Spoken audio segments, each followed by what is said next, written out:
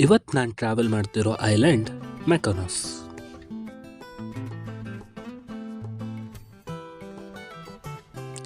ಇದೇ ಮೆಕೋನಸ್ನ ಬಂದರು.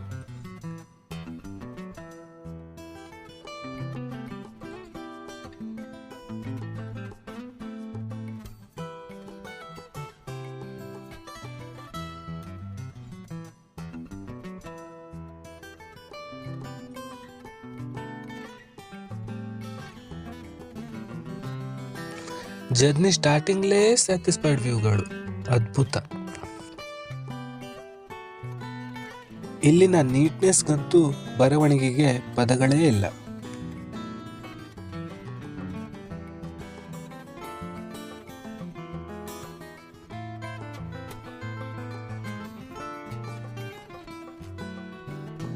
ನಿಮ್ ಜೊತೆ ಫೆಟ್ಸ್ನ ಕರ್ಕೊಂಡು ಬಂದ್ರೆ ಇಲ್ಲಿ ಬಿಟ್ಟು ಹೋಗ್ಬೋದು.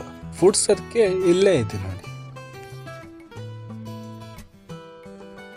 ಈ ರೆಸ್ಟೋರೆಂಟ್ ಅಂತೂ ಬೀಚ್ ವ್ಯೂಸ್ಗೆ ಹೇಳಿ ಮಾಡಿಸಿದಾಗಿದೆ.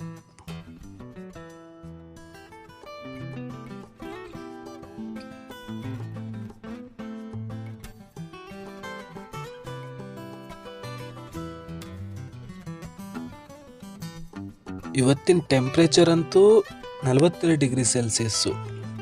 ಆದರೆ ಇವ್ರು ಮಾತ್ರ ಜಾಲಿ ಡೇಸ್ನ ಹಾಯಾಗಿ ಎಂಜಾಯ್ ಮಾಡ್ತಿದ್ದಾರೆ.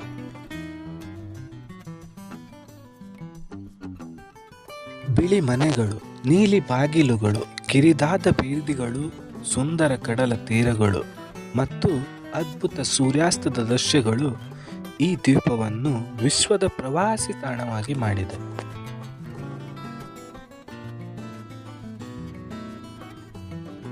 ಗ್ರೀಕ್ ದೇವರುಗಳಾದ ಅಪೋಲೋ ಮತ್ತು ಆರ್ಟಿಮಸ್ ಇಲ್ಲೇ ಜನಿಸಿದ್ದು ಅಂತ ಇಲ್ಲಿನ ಜನರು ನಂಬ್ತಾರೆ.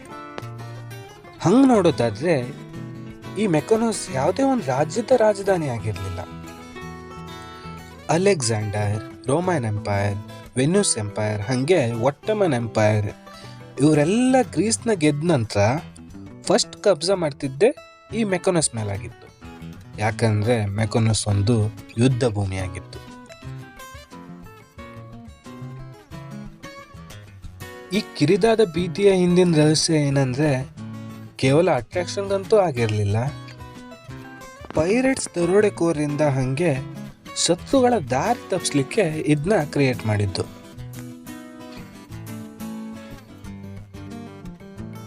ಮೆಕೋನಸ್ನ ಟೌನ್ ಮ್ಯಾಪ್ ನೋಡಿ ಪ್ರಸಿದ್ಧ ವಿಂಡ್ ಮಿಲ್ಸ್ ಟವರ್ ಹತ್ರ ಹೋಗುವ.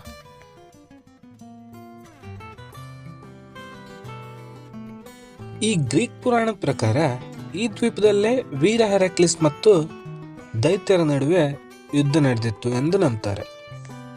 16ನೇ ಶತಮಾನದಲ್ಲಿ ನಿರ್ಮಿಸಲಾದ ಈ ವಿಂಡ್ ಮಿಲ್ಸ್ ಇಂದಿಗೂ ಮೆಕೋನಸ್ನ ಪ್ರಮುಖ ಆಕರ್ಷಣೆಯ ಸ್ಥಳವಾಗಿದೆ.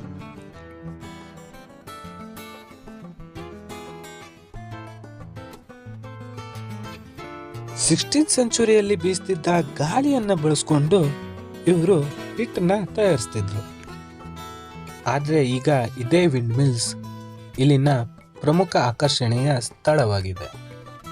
ಸಣ್ಣ ಪುಟ್ಟ ಚರ್ಚ್ಗಳು, ಬಿಳಿ ಬಿಲ್ಡಿಂಗ್ಗಳು, ಪುರಾತನ ದೇವರುಗಳ ನಂಬಿಕೆಗಳು, ಜನಸಂಖ್ಯೆ ಕಡಿಮೆ ಇರುವ ಈ ದ್ವೀಪವನ್ನು ಪ್ರವಾಸಿಗರಿಂದ ತುಳುಕುವಂತೆ ಮಾಡಿದೆ.